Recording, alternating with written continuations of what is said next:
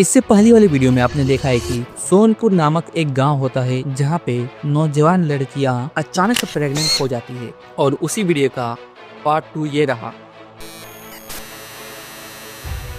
Police चौकी के अंदर गहरा सन्नाटा होता है। दोनों अपराधी कुर्सी में बैठकर अपना हाथ मलते हैं और चेहरा में डर का माहौल दिखता है।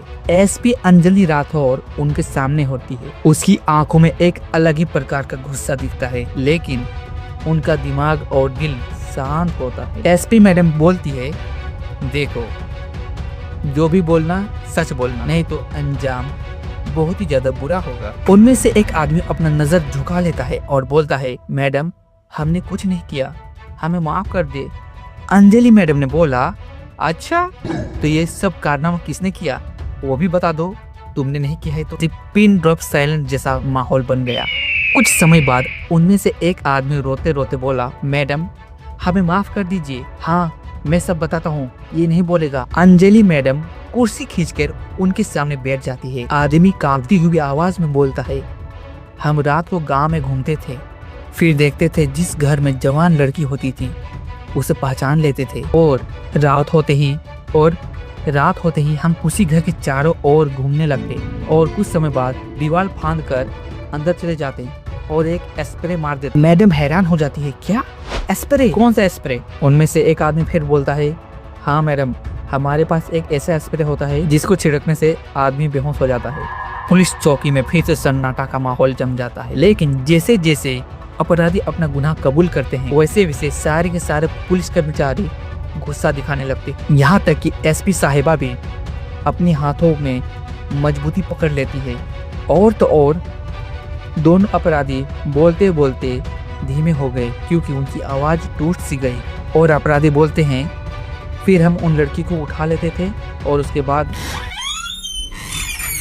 सुनते ही कुछ पल के लिए समय जैसे रुक ही गया हो, सभी की शरीर से जान निकल ही गया हो, क्या ही बोले अब।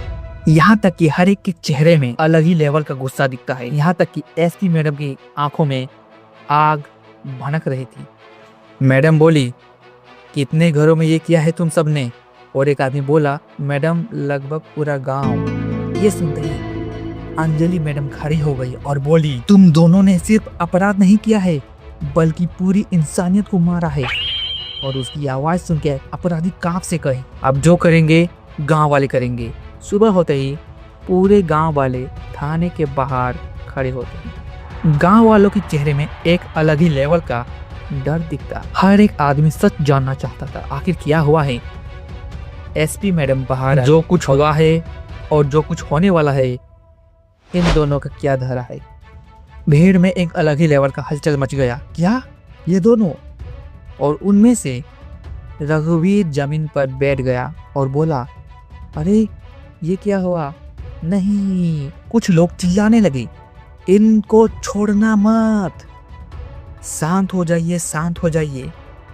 और एसपी मैडम का कहना मान वे सब शांत हो गए। और मैडम तभी बोल दी है, अगर आप भी आज अपने हाथों में कानून ले लेंगे तो इनमें और आप में फर्क ही क्या रहेगा। ये सुनते ही सभी कोई चुप हो गए। समय बीतता गया और केस पहुंचा कोर्ट में। अंजलि मैडम ने हर एक सबूत, हर एक पहलू जज साहब के सामने रख दिया। और यहाँ तक कि जज साहब ने भी अपना फैसला सुनाया कि आरोपियों को कठोर से कठोर सजा दिया जाए। ये सुनते ही दोनों के दोनों आरोपी गिर पड़े। फिर कुछ समय बाद धीरे धीरे सोनपुर बदलने लगा। दरवाजे भी खुलने लगे, बच्चे की आवाज गूंजने लगी, यहाँ तक कि लड़कियां भी धीरे धीरे बाहर निकलने लगी। रघुवीर अपने बेटी पायल के पास बैठता है। वो चुप थी, लेकिन रघुवीर धीरे से उसका हाथ पकड़ता है। बेटा गलती तेरी नहीं है। यह सुनते ही पायल का दिल और आंख भर आया। लेकिन लोग क्या कहेंगे बापूजी? रघुवीर ने कहा, लोग क्या कहेंगे? लोग तो हमेशा कहते हैं और कहते ही रहेंगे। उनको साइड में रखो, तुम और मैं साथ है। इस तरह का मोटिवेशन अपने पाप से सुन के पायल खुश हो गई। एसपी मैडम गांव में आती है और गांव से जब जाने लगती है तो रास्ते में एक बुजुर्ग औरत उसे रोकती है और बोलती है, बेटा तुमने हमें बचा लिया। एसपी साहिबा ने बोला, नहीं माँ जी, मैंने सिर्फ अपना काम किया है। तो मेरे दोस्तों, अगर आपको इस वीडियो में मजा आया है तो सबसे पहले चैनल को सब्सक्राइब कीजिए, वीडियो को लाइक कीजिए, शेयर कीजिए, कमेंट कीजिए और न्यू टॉपिक आप कमेंट कीजिए।